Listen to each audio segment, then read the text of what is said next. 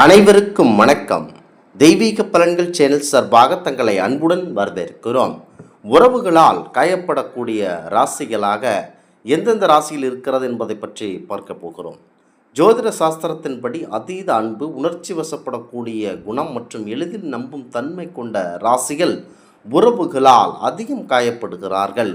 கடகம், மீனம், துலாம் மற்றும் கன்னி ஆகிய ராசிகள் இதில் முதன்மையானவர்களாகவே பாதிக்கப்படுகிறார்கள். முக்கியமாக முதலாவதாக கடகம். சந்திரனால் ஆளப்படும் இந்த ராசியினர் உறவுகளுக்கு அதிக முக்கியத்துவம் தருவார்கள்.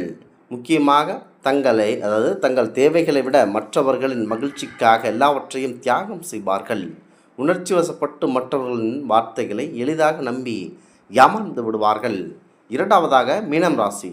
கற்பனை உலகிலும் தூய்மையான அளவிலும் நம்பிக்கை கொண்டவர்கள். நிஜ வாழ்க்கையிலும் அதே போன்ற அன்பை எதிர்பார்த்து ஏமாறுவார்கள். பிறரின் துயரத்தை எளிதில் புரிந்து கொள்ளும் இவர்கள் தங்களை விட மற்றவர்களின் உணர்வுகளுக்கு அதிக மதிப்பளிப்பதனால் மன அழுத்தத்திற்கு ஆளாகிறார்கள். மூன்றாவதாக துலாம் ராசி. அனைத்து உறவுகளிலும் சமநிலை இருக்க வேண்டுமென்று நினைப்பவர்கள். உறவுகளில் எந்த சண்டையும் வரக்கூடாது என்பதற்காக தன் சுயமரியாதையை விட்டு கொடுத்து அனுசரித்து போவார்கள்.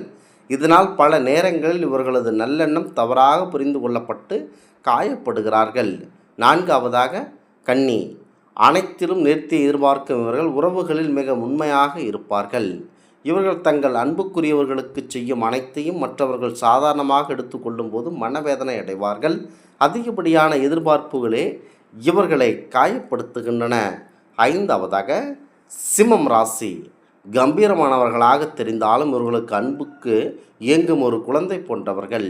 சிம்மராசிக்காரர்கள் நம்பும் ஒரு சில நெருங்கிய உறவுகளிடமிருந்து துரோகமோ ஏற்பட்டால் ஏமாற்றமோ ஏற்பட்டால் அவர்களால் அதை எளிதில் ஜீரணிக்க முடியாது.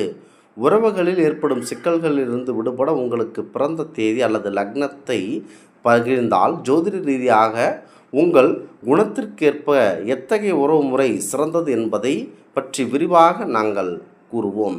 வாருங்கள் காணொளிக்கு செல்லலாம். முக்கியமாக இந்த பதிவு உங்களுக்கு பிடித்து இருந்தால் ஒரு சப்ஸ்கிரைப் செய்யவும்.